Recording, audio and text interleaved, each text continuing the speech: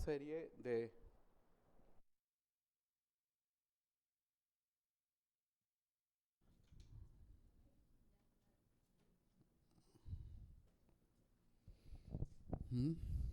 es la misma serie.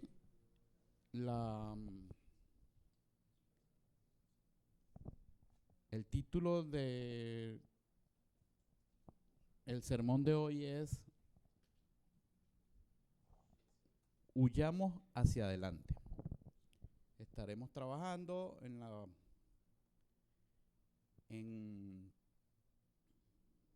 Jonás 1 del 7 al 17.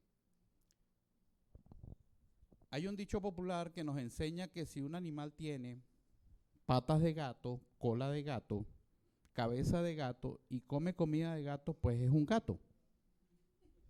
No hay de otra, ¿verdad? Hoy lo que queremos es exponer y que cada uno nos analicemos si nuestra conducta, nuestras características, nuestra forma de ser, nos permite identificarnos con aquel que nos llamó de las tinieblas a la luz admirable. Puede ser que este título sea contradictorio, huir hacia adelante. Y quiero contarles una historia de mi infancia para que ilustremos este hecho. Cuando yo tenía como 12 años, mi papá me mandó a cambiar el termostato del calentador. Me dio el repuesto y yo fui, cambié mi destornillador y se me perdió uno de los tornillos. Se cayó adentro de la poceta porque el calentador estaba dentro del baño. Como era de bronce, no lo podía sacar con un imán y no le iba a meter la mano a la poceta. Entonces, conseguí un tornillo que enroscaba, lo metí y ya. Cuando llegó mi papá, vamos a revisar el trabajo. Mi papá siempre ha sido muy duro, todavía está mayor y todavía es duro de carácter. Y vio que funcionaba, todo bien, y me dice, ¿y los tornillos son los originales? Adivinos que somos los padres, ¿verdad? Siempre sabemos cuando hay algo que nuestros hijos no han hecho correctamente. Así le pasa al Señor también con nosotros. Y yo le digo, aquí viene la huida hacia adelante. Claro que son originales. Tráigame el destornillador, pues. Ahí sí entra en pánico. Y entonces, pero no fui y busqué el destornillador. Él lo que hizo inicialmente fue apretar los tornillos. Y me dice, ¿seguro que son los originales? Ya te dije que eran los originales. Seguía huyendo hacia adelante. Y me dijo, bueno, vamos a creerte por hoy. Y lo dejó así. Me volvió el alma al cuerpo. Hermano, huir hacia adelante es esgrimir, presentar argumentos que no necesariamente son íntegramente correctos. Para justificar una posición que tampoco es íntegra. ¿Ve? Entonces, hermano, de eso es que vamos a tratar hoy. ¿Qué tan honestos o qué tan íntegros somos en nuestra relación con el Señor para dejar de huir hacia adelante? A ver si esto me funciona aquí, creo que no. Ay, ¿cómo lo voy a poner arriba de la Biblia? No, no me funciona, tranquilo. Entonces, vamos a comenzar con, primero, dónde estamos, hacernos un diagnóstico de nuestra vida, en comparación con la vida de Jonás.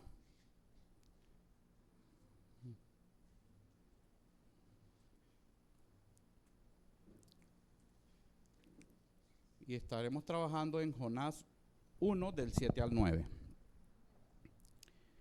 Y dijeron cada uno de sus compañeros, venid y echemos suerte, para que sepamos por causa de quién ha venido este mal. Si sabemos que veníamos de Jonás del 1 al 6, donde Jonás decide irse lo más lejos que pueda, 4.000 kilómetros, del sitio donde lo había mandado el Señor. Recordamos esa parte, ¿verdad?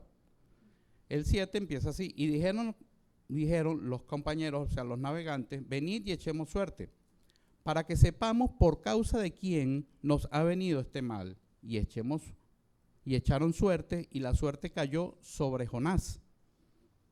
Y entonces le dijeron, decláranos ahora por qué nos has venido este mal. ¿Qué oficio tienes? ¿Dónde vives? ¿Cuál es tu tierra? ¿Y de qué pueblo eres? Y respondió Jonás, soy hebreo y temo a Jehová, Dios de los cielos y de la tierra. ¿Cuántas veces hemos escuchado gente que usa al Señor de escudo? Que dice, ¿usted se robó eso? No, yo soy cristiano, pero sí son ladrones. Sobre todo cuando uno le ha tocado tener cargos de jerarquía, de tener gente bajo su responsabilidad, se consigue con ese tipo de personas que se meten a cristianos para usarlo de escudo en sus errores. Echar suertes era una costumbre en los tiempos bíblicos del Antiguo Testamento, y no era una suerte para hacerse acreedor a un premio, sino para tratar de buscar respuestas de Dios. El problema es que el acto depende mucho de la interpretación humana, y tal interpretación no siempre coincide con los planes del Señor. En el libro de Hechos 1:26 se narra cómo los apóstoles echaron suertes para escoger al sustituto de Judas, y la suerte cayó sobre Matías. Sin embargo, nosotros conocemos como sustituto de Judas a Pablo, escogido por el Señor. La pregunta es, ¿por qué nosotros no echamos suerte para conocer la intención del Señor o los planes del Señor? Luego del sacrificio del Señor Jesucristo, Él nos dejó herramientas, instrumentos para mostrarnos sus planes. Está su palabra, la persona del Espíritu Santo, y está el tiempo de oración que yo dedico a escuchar lo que el Señor me quiere decir.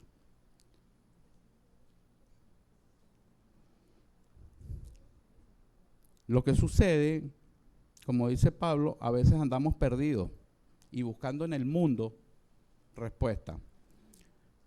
Pablo dice que andan como los judíos, buscando señales que nos alejan de nuestra identidad en Cristo. Y lo que sucede es que cuando oramos, pretendemos decirle al Señor lo que Él debe hacer. Cuando leemos la palabra, buscamos no nuestra edificación personal, sino que buscamos a ver a quién se refleja aquí para írselo a decir que está como el pecado que sale aquí. Y acallamos la voz del Espíritu Santo, lo entristecemos y no podemos escuchar su guía y su orientación. Una vez que Jonás fue identificado, los hombres le preguntaron, ¿qué oficio tienes? ¿Dónde vives? ¿Y cuál es tu tierra? ¿Y de qué pueblo eres? Le preguntaron 4 aspectos de su vida y él solo respondió, soy hebreo y soy temeroso de Jehová. La gente de esa época sabía que los hebreos eran seguidores de Jehová, Dios de los ejércitos. Pero al hacer énfasis de que él es temeroso de Jehová, entendemos que lo hace porque es profeta. Pero si es profeta, ¿por qué lo desobedece? ¿Por qué huía del Señor? Jonás estaba aferrado a sus convicciones humanas. Él consideraba que los habitantes de Nínive, por su maldad, no merecían ser salvados. Y por esa razón, él decide que no va a ir a predicarle, y que va a desobedecer al Señor. La pregunta para nosotros es, ¿tenemos tendencia a huir del Señor? ¿Tenemos o vivimos en la tentación de desobedecerle?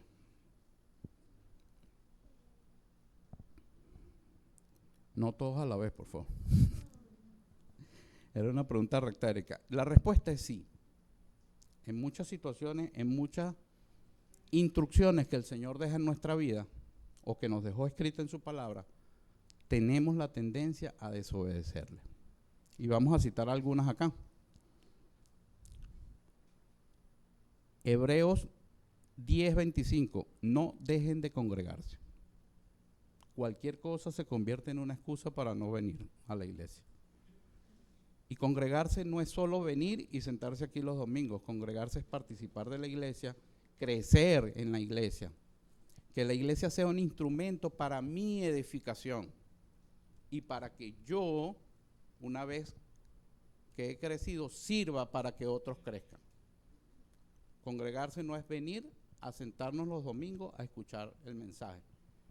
Nosotros teníamos una compañera de trabajo que decía, sí, Carol, yo voy para la iglesia, le decía a mi esposa, y me salgo llena del Espíritu Santo, pero el lunes a las 10 de la mañana ya no. Me provoca es matar a todos estos obreros que tengo aquí. Porque es lo que les estoy diciendo. Otra instrucción que nos deja el Señor está en Romanos 12:2. Esas no se las di, hermano, porque nada más las estoy comentando. Dice, no nos acostumbremos a los pensamientos de este siglo. Le dedicamos más tiempo a las redes sociales que lo que le dedicamos a la palabra. No permitamos que Dios nos transforme y nos aferramos al viejo hombre. Enfoquémonos en entender la voluntad de Dios. Yo vivo como yo quiero. Es lo que en la mayoría de los casos decimos. Lucas 6, 28 al 38, 27 al 38. Es muy largo, no lo vamos a leer completo, pero comienza diciéndonos, amemos a nuestros enemigos. Y por ahí se va a una serie de cosas que tenemos que cambiar en nuestra vida. Y nos hacemos los locos. Mateo, yo le dije 16 al 20, pero es 19 y 20, que es el versículo lema, ¿verdad? ¿Lo tiene ahí, hermano? Ajá. 19. Por lo tanto, id y haced discípulos a todas las naciones, bautizándolos en el nombre del Padre, del Hijo y del Espíritu Santo, enseñándoles que guarden todas las cosas que os he mandado. Y he aquí estoy con vosotros todos los días hasta el fin del mundo. Amén. De estos pasajes que leí, fueron 4, podemos sacar varios sermones y podemos, para que entendamos cabalmente cada una de esas instrucciones. Pero le vamos a dedicar hoy tiempo a la Gran Comisión. Porque ya sabemos que es fundamento para esta serie que tenemos. El Señor nos envía a predicar su palabra, a decir y a mostrar sus buenas nuevas de salvación. Y en muchas ocasiones, al igual que Jonás, nos creemos con la capacidad de decir, a este le predico, a este no le predico. Porque al igual que Jonás, nos creemos algo así como administradores de la gracia de Dios. Para ilustrar esto, quiero contarles algo que me pasó. Muchos de ustedes saben que en enero de este año yo tuve un accidente de tránsito, choqué con una buseta. No vi la buseta, imagínense. Y en el levantamiento de choque llegó el señor, llegó familia del chofer de la buseta, entre ellos venía una muchacha que era su esposa. Y traía ¿cómo que se llama? Un yelco. Me imagino que estaba enferma y la estaban hidratando o algo así. Esta muchacha, cuando yo la veo, el Señor me dice, háblale. háblale del Señor. Y la verdad la situación era tensa y yo me resistía, porque ¿cómo yo voy a ir a hablarle? O sea, los adversarios, pues, y le voy a ir a hablar del Señor. Y la cuestión seguía y seguía y seguía hasta que llega un momento que escuché la voz que el Señor decía, o algo en mí dentro decía, para no comprometer al Señor. Es que para eso pasó todo esto. Permiso. Y fui y hablé con ella y le dije que si ella era cristiana, y ella contestó como contesta mucha gente del mundo. A mí me gusta, por la casa hay muchas iglesias, pero yo no me he decidido. Esa respuesta, me imagino que como el Señor también la había estado machacando, pues buscan una respuesta para oír a la derecha. Y yo lo que le dije fue, lea la Biblia, busque del Señor porque Él la anda buscando, déjese encontrar. Ya llegará el momento en que usted asista a una iglesia. Y fue todo lo que le dije. Y no sé si, nunca más los volví a ver, pues. Con esto lo que quiero resaltar es que el Señor, en la gran comisión, nos manda a llevar su mensaje de salvación a toda criatura. Y en cualquier lugar. No es nada más en las campañas de la iglesia, no es nada más cuando hacemos un evento acá, no es nada más cuando decimos vamos a tocar la puerta en la organización para entregar tratados, sino que en cualquier lugar, en cualquier circunstancia, en todo momento y a toda persona, a toda criatura. No es nada más al que me caiga bien que yo quiero que se salve. O a mi familia porque yo tengo que hacer que mi familia sea salva. Y esa expresión, yo tengo que hacer que mi familia sea salva. No, el que salva es el Señor. Usted solo es un instrumento en las manos de Él. Tengo que predicarle hasta el vecino que me cae mal. El que llega escandaloso en la madrugada y no me deja dormir. Hasta ese tengo que predicarle. O al que viene en la mañana y pone la basura en mi puerta porque no quiere tenerla enfrente de la puerta de él. Antes de que pase el camión. A todos tengo que predicarle. Pedro, esa no está ahí, hermano. Solo la voy a comentar. Primera de Pedro 3:1 nos dice que la conducta del cónyuge creyente debe ser suficiente para que el cónyuge no creyente sea ganado para el reino sin palabras. Como yo me comporte, mi esposa debe creer. Bueno, en nuestro caso fue al revés. Entonces, hermano, Pedro lo escribe para los matrimonios, pero yo creo que esto es aplicable a todas nuestras relaciones personales. Nuestros compañeros de estudio, nuestros compañeros de trabajo, nuestros compañeros de, no sé, si tienen algún hobby, en toda circunstancia, nosotros debemos mantener una conducta que nos permita reflejar la imagen de Cristo y que la gente pueda creer en Cristo porque mi conducta lo llevan hacia Él.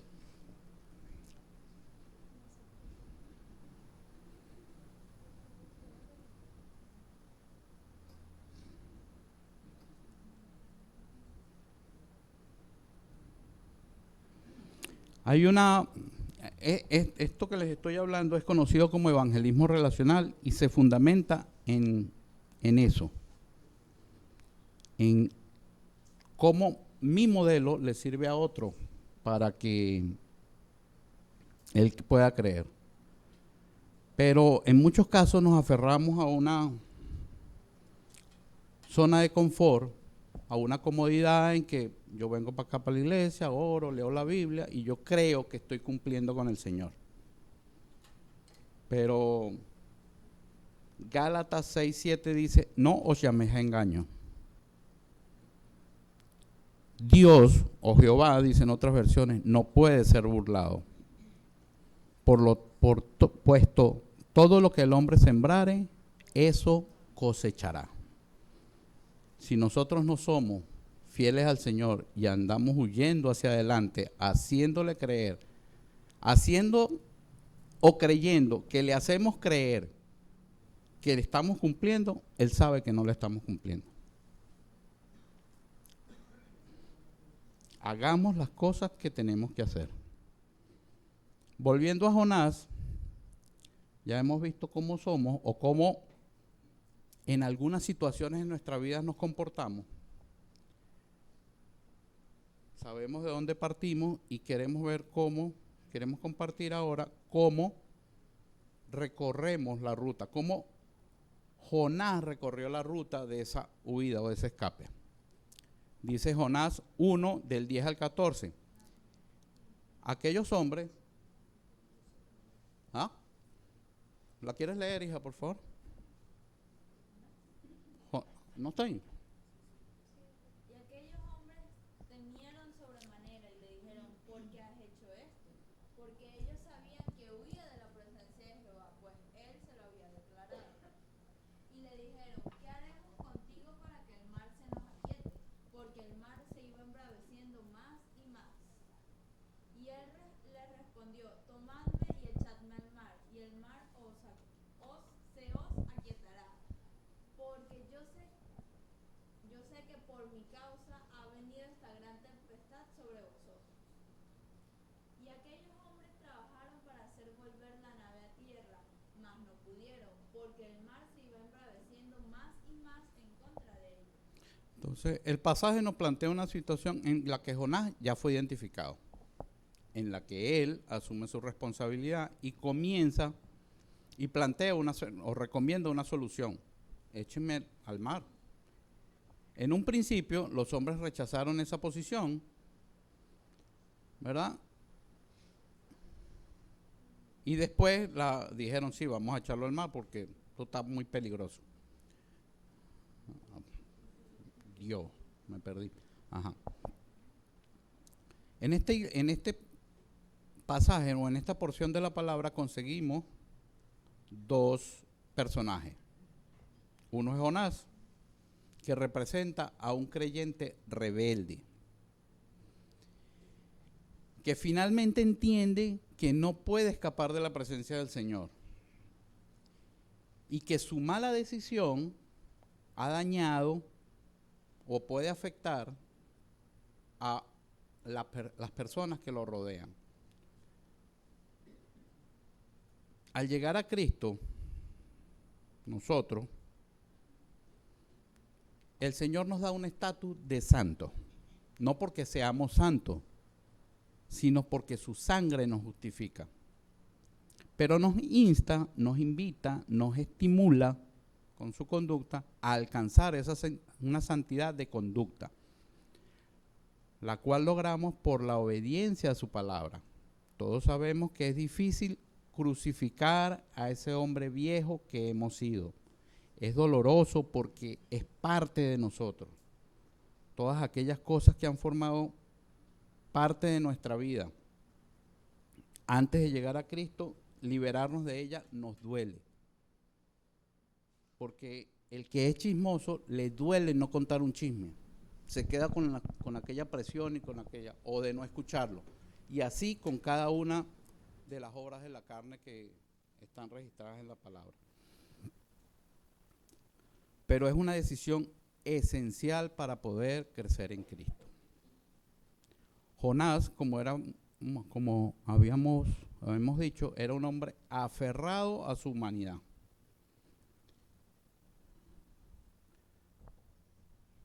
Así como lo era el joven que habló con Jesús. ¿Sí recuerdan ese pasaje? El joven rico que fue y habló con Jesús y le dijo, no, yo he hecho todas esas cosas que tú me dices que haga. Bueno, ahora entrega el dinero, dáselo a los pobres y sígueme. Y el hombre se fue muy triste, porque el apego que él tenía por el dinero era más grande que la salvación. Y eso le pasaba a Jonás. Él estaba apegado a ese odio que sentía por los habitantes de Nínive. Cuando nos apegamos a un factor, a un hecho terrenal, ese algo le va a quitar al Señor su relación, su preeminencia o su luz sitial de honor en nuestras vidas. Siempre que ustedes se apeguen o que nosotros nos apeguemos a algo, ya sea el trabajo, la familia, el hobby, las aficiones, vamos a cambiar la posición del Señor y lo vamos a poner en un segundo plano. ¿Alguien sabe la diferencia entre apego y amor? El apego, el amor es un sentimiento puro que nos ayuda a edificarnos unos con otros. Y sus características están bien descritas. El hermano Alexander una vez nos compartió de él en Corintios 13.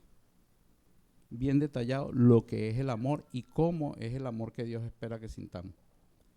El apego es un sentimiento que nace de nuestras carencias, de nuestras heridas que en muchos casos aún sangran, en las cosas que no tenemos, en aquellas falsas necesidades que nos empeñamos en cubrir. Y siempre nos da un sentido o una expectativa de que se va a acabar, de que lo vamos a perder. Por nuestra naturaleza caída, a veces sustituimos el amor por apego. Y sabemos que el Señor, o que amamos al Señor porque Él nos amó primero, pero en muchas ocasiones, por nuestro diseño deteriorado, en respuesta a lo que le damos al Señor en vez de amor es apego, y nos apegamos a Él. Pero ese apego nos impide crecimiento, porque estamos pendientes de no perder al Señor en lugar de de buscar perder ese viejo hombre. Y llenarnos del amor del Señor para que nuestra respuesta hacia el Señor sea amor. El otro pasaje que tenemos, el otro personaje que tenemos en este pasaje son los tripulantes de la nave. Ellos, después de identificar a Jonás como el responsable de la tragedia, saben que tienen que hacer algo con él. Mas, sin embargo, lo que hacen es buscar resolver en sus propias fuerzas. Y por lo que deciden llevar el barco a puerto seguro. Estos hombres representan una conducta típica de la mayoría de la gente que está en el mundo. Reconocen que hay un Dios que es poderoso, que puede hacer cosas extraordinarias y sin embargo no atienden a su llamado. Cuando nos encontramos unas personas como esta, intentamos hablarle y ponerle la presencia y nos oyen, están dispuestos a escucharnos, pero su corazón está cerrado al mensaje, por lo tanto ni germina ni produce cosecha. Pero como nosotros no sabemos quiénes son los escogidos, no sabemos en qué corazón va a germinar la palabra o en qué momento el Señor prepara ese corazón para que la palabra florezca, entonces tenemos que llevar el mensaje tantas veces como aquellas personas estén dispuestas a escucharnos. Nos vamos a conseguir personas que también nos van a cerrar las puertas y nos van a decir, a mí no me hable de eso. En esos casos el Señor es claro y nos dijo, cuando mandó a los 12, le dice, y el que no los quiere escuchar, sacúdase el polvo de los pies y vaya para otra puerta. Vaya a buscar otras personas.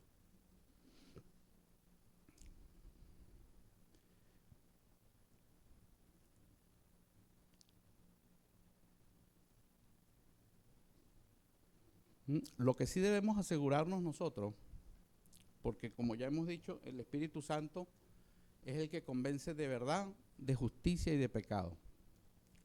Nosotros debemos asegurarnos de que estemos saturados del Espíritu Santo, como dice la canción. Para nosotros, los agrónomos, y quiero ilustrarlo de esta manera, un suelo saturado de agua es cuando agarramos el suelo y lo exprimimos y brota agua. Cuando la vida nos presiona, ¿qué brota de nosotros? ¿Obras de la carne o frutos del Espíritu? Es una pregunta que les dejo para que en intimidad con el Señor le busquemos respuesta.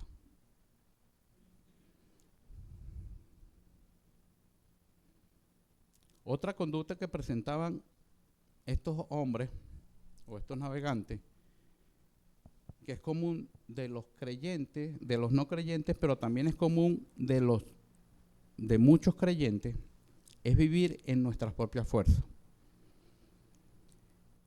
El conocimiento, en confiarnos en que otros hombres nos pueden resolver el problema. Cuando los navegantes no pudieron llevar la nave a puerto seguro basado en lo que sabían de navegación, resolvieron el problema arrojando a Jonás. Pero ¿cuántas veces nos toca o nos cuesta a nosotros dejar de vivir en nuestras propias fuerzas? ¿Cuántas veces nos concentramos o nos enfrascamos, ya sea en un proyecto, en una relación de pareja, en un trabajo que no nos satisface, y seguimos intentando y cada vez el camino para alcanzar ese proyecto o esa meta que nos hemos propuesto es más difícil? Sin entender que el Señor ha puesto una solución delante de nosotros. Lo que pasa es que a veces esa solución no nos agrada y preferimos usar Filipenses 4:13, todo lo puedo en Cristo que me fortalece. Creyendo que cuando yo digo eso, entonces estoy capacitado para hacer lo que yo quiera. Pero si leemos el pasaje completo, nos damos cuenta que el pasaje lo que nos dice es que en la medida, el capítulo completo de Filipenses 4, que en la medida que yo creo más en Cristo, en esa medida Él me capacita a mí para que yo haga la tarea que Él me asignó. No la tarea que yo quiero hacer para mi vida. Entonces, con esto no quiero decir que cuando un proyecto no me salga a las primeras, yo lo abandono. Si la pareja no me quiere, yo mejor la dejo porque este no es el camino. No. Lo que quiero decir es que en la medida que nosotros nos acerquemos más a Cristo, seamos más obedientes, estemos más dispuestos a entender los planes que Él tiene para nuestra vida, nosotros estaremos más capacitados para entender mis verdaderas necesidades. Seremos más asertivos para escoger un proyecto exitoso. Y tendremos la orientación para escoger una pareja que guíe o me complemente como ayuda idónea.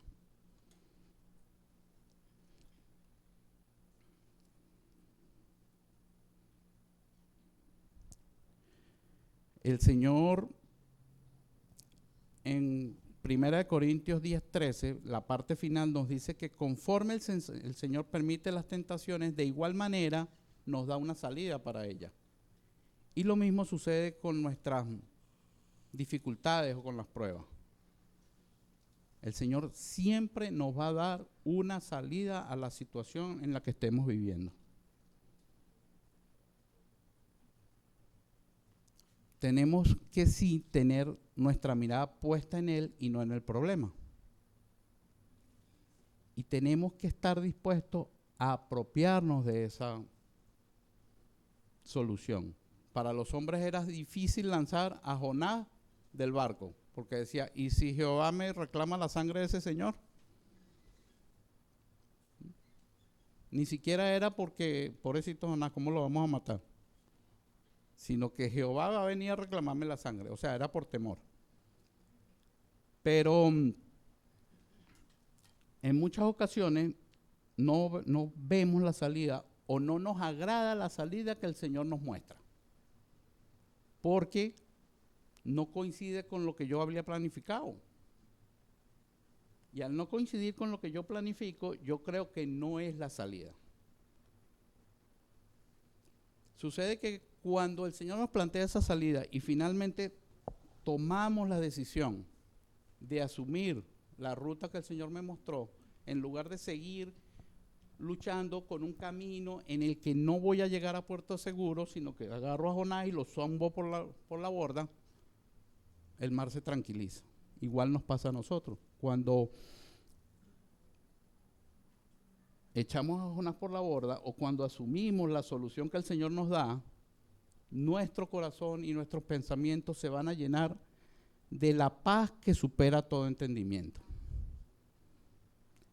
Y librará o nos librará de toda angustia y toda desesperación, de toda ansiedad. Es difícil tomar un camino que no nos agrada, pero si la solución que genera todo esto no nos agrada, entendamos que esa es la solución. Lo que nos genere paz, lo que nos genere tranquilidad, lo que nos genere que estamos haciendo la voluntad del Señor.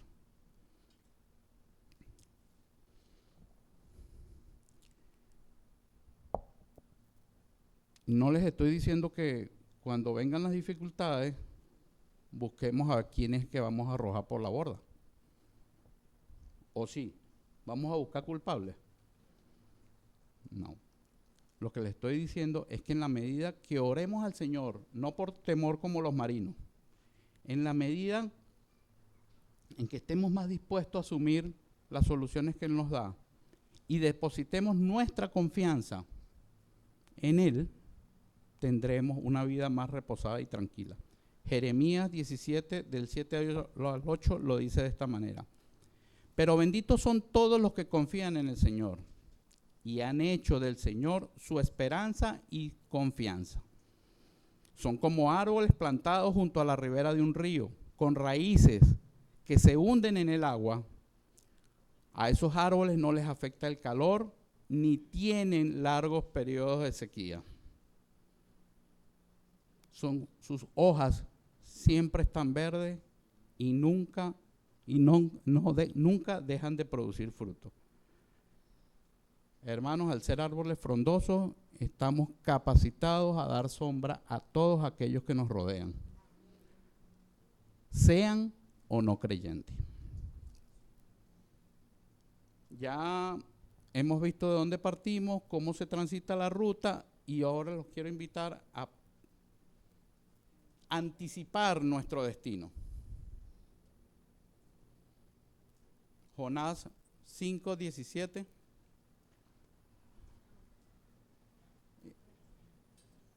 No. Entonces los marineros tomaron a Jonás y lo lanzaron al mar, embravecido, y al instante se detuvo la tempestad. Los marineros quedaron asombrados por el gran poder del Señor y le ofrecieron un sacrificio y prometieron servirle. Entretanto, el Señor había provisto que un gran pez se tragara a Jonás, y Jonás estuvo dentro del pez durante 3 días y 3 noches. Una vez que Jonás cayó al mar, la tempestad cesó. Los hombres, al ver ese milagro, creyeron en Jehová y se comprometieron a servirle. Jonás, que me imagino que pensó que iba a morir ahogado, fue tragado por un pez. Cuando no entendemos la voluntad del Señor, asumimos que lo que proyectamos en nuestra vida o para la vida de alguien que conocemos es lo único que puede suceder. Cuando mi esposa tuvo cáncer en el 2011, el médico ni siquiera nos lo dijo a nosotros, le dijo a una tía de ella, le quedan 4 meses de vida. De 2011 hasta acá, 12 años. 12 años. Entonces, el hombre, por mucha experiencia que tenga, por mucha capacidad, por muy médico que sea, por muy científico y mucho que haya estudiado, no tiene la capacidad de proyectar el futuro. Dependamos de la obra del Señor. Eso sí, cuando Él la plantea, asumámosla.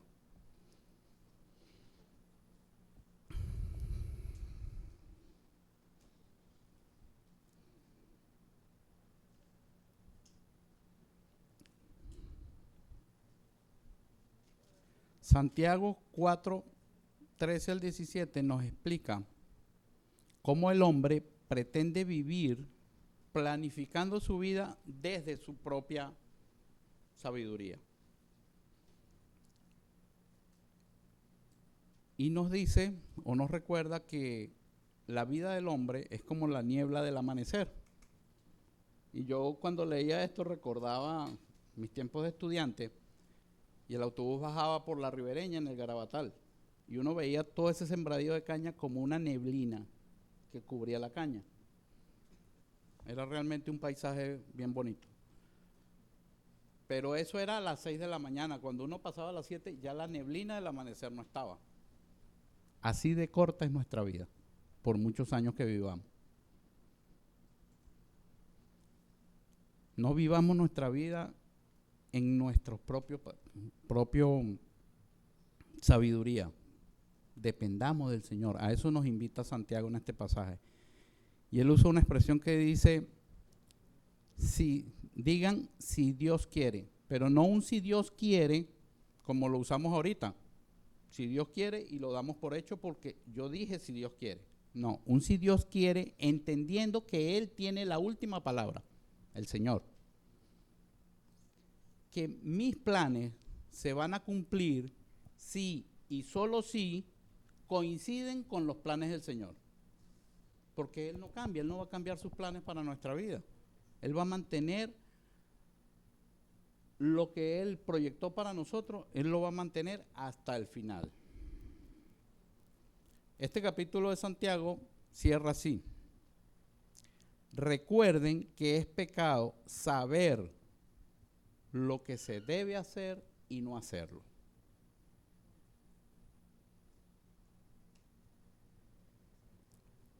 Pregunta para la íntima meditación. ¿Hay algo que sabemos que debemos hacer y no lo hacemos? ¿Hay un hermano o un familiar o un amigo a quien perdonar para que podamos ser perdonados? Llevamos el mensaje de salvación todo lo que tenemos, lo que podemos. Somos modelos para que el mensaje de salvación del Señor llegue a otros.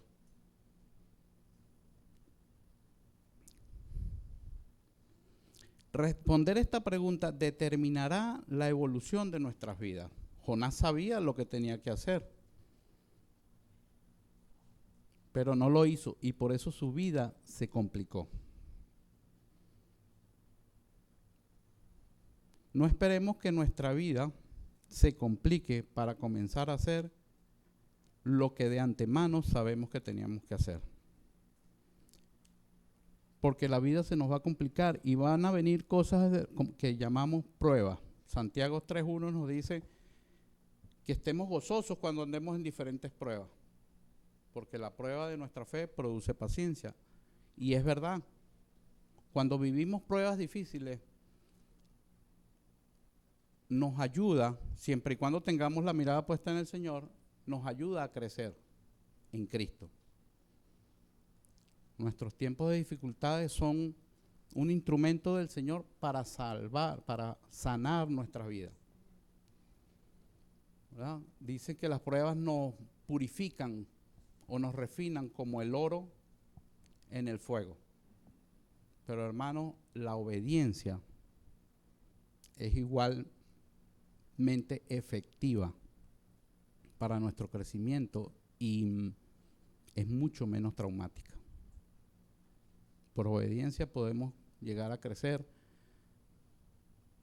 y no tener que pasar dificultades exageradamente grandes como la de caer a un mar en tempestad.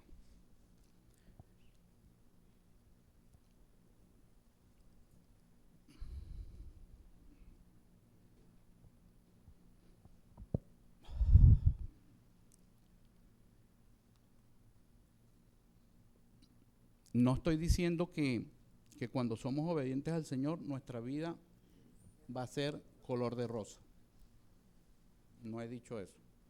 Estoy diciendo que cuando las dificultades vengan en nuestra vida y somos unos hijos obedientes, nuestro Padre, como poderoso gigante, irá delante de nosotros.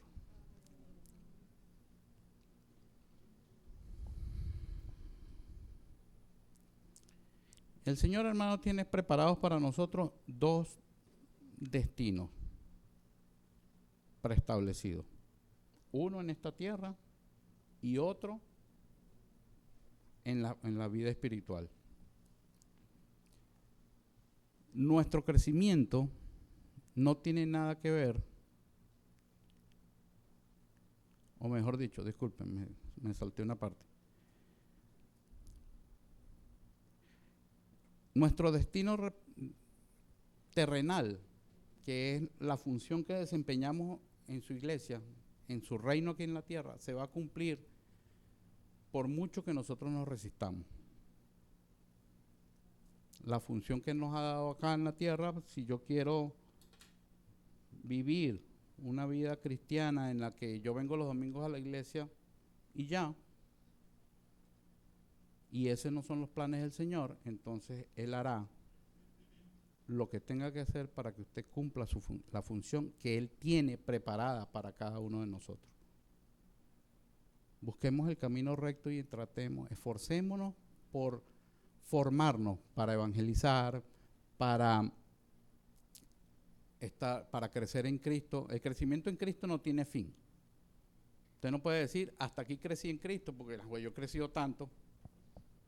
Es que Cristo es infinito. La sabiduría de Cristo es infinita, sus conocimientos, su trato con la gente, todo es infinito. ¿Cómo vamos a decir que tenemos un tope?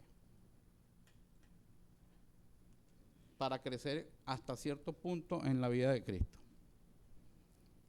El otro destino que el Señor nos tiene es el destino final. Y Juan 11, 25 y 26 nos dice, le dijo Jesús, yo soy la resurrección y la vida. El que cree en mí, aunque esté muerto, vivirá. Todo el que cree en mí, todo aquel que vive y cree en mí, no morirá eternamente. ¿Quién cree esto? ¿Tan poquito ya dos? ¿Ah? Voy a volver a leer a ver si fue que no me lo entendieron. Les dijo Jesús, yo soy la resurrección y la vida. El que cree en mí, aunque esté muerto, vivirá. Y todo aquel que vive y cree en mí, no morirá eternamente. ¿Quién cree? Amén. Ah, pero yo ya me había asustado. Entonces, ¿qué estamos haciendo aquí? El Señor Jesús fue a prepararnos morada para cada uno de nosotros. Somos salvos por la gracia de Dios y nuestro desempeño en la casa del Señor no tiene ningún efecto sobre nuestra vida espiritual o sobre nuestro destino espiritual. El Señor, como ya lo comentamos al principio, en Juan 10, 28 nos dice que nadie nos arrancará de su mano. Y en Romanos 8:39 nos dice que nada de lo que se ha creado nos separará del amor de Dios. De manera que es conveniente que tomemos el camino recto que nos permite llegar al destino que el Señor tiene preparado en esta tierra y en la vida espiritual. Para concluir, debo hacer referencia otra vez al cuento del calentador. Porque de verdad yo no creo que mi papá me haya creído que eran los tornillos originales. Yo creo que el Señor lo movió a misericordia. Y en buen criollo es que le dio lástima echarme una pela, pues. Y así nos mira el Señor cuando intentamos huir hacia adelante. Nos mira con misericordia. Nos da la oportunidad una y otra vez para que corrijamos nuestra ruta, nuestro camino, que busquemos el camino recto que nos lleva al plan que Él tiene para nosotros. También debemos entender que zafarnos de nuestras responsabilidades en esta tierra provoca o puede producir la muerte de muchos o de algunas personas. Ezequiel 33 del 1 al 9, ese es el pasaje de la atalaya, algunos lo deben recordar. Cuando el Señor le dice a Ezequiel, te pondré de atalaya. Y si tú no les adviertes del camino errado que tienen, ellos morirán por sus pecados, pero tú serás el responsable de esa muerte. Si tú le adviertes el camino errado que tienen, ellos morirán por sus pecados y su sangre no caerá sobre ti. Somos atalayas del Señor. Tenemos la responsabilidad de llevar su mensaje, no solo de palabra, y me disculpa que sea tan reiterativo en esto, sino de conducta. Nuestra conducta debe ser suficiente para aquellos que no creen, crean y sean ganados para el reino sin que tengamos que hablarle. Y no es que voy a decir, yo me voy a portar bien y no le voy a hablar a nadie. No. A la gente que hay que hablarle, pues.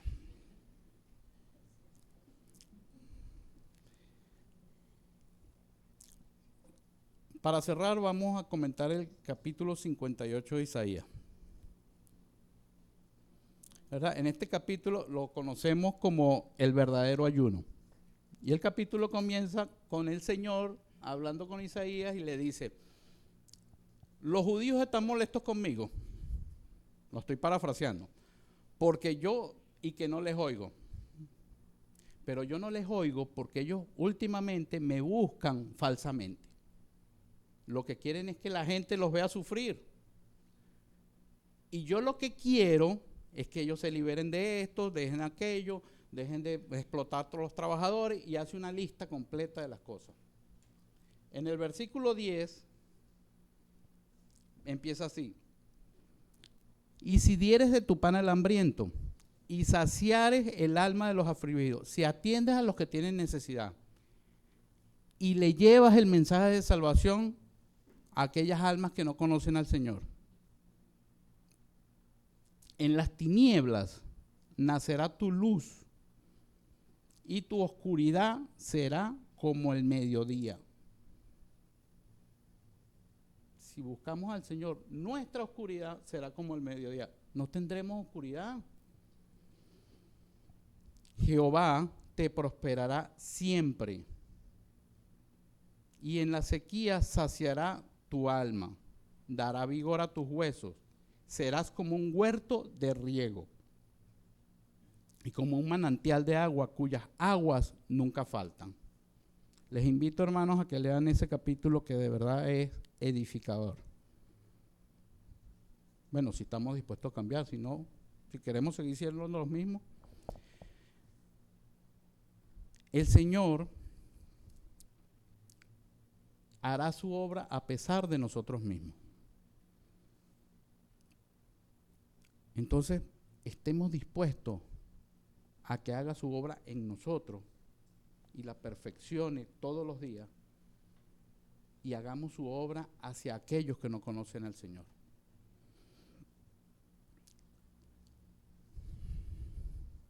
Señor Padre Todopoderoso, ya no queremos huir más de ti. Te pedimos, Padre, que nos capacites para asumir las tareas que nos has dejado en esta tierra y para comprometernos con el crecimiento de tu reino.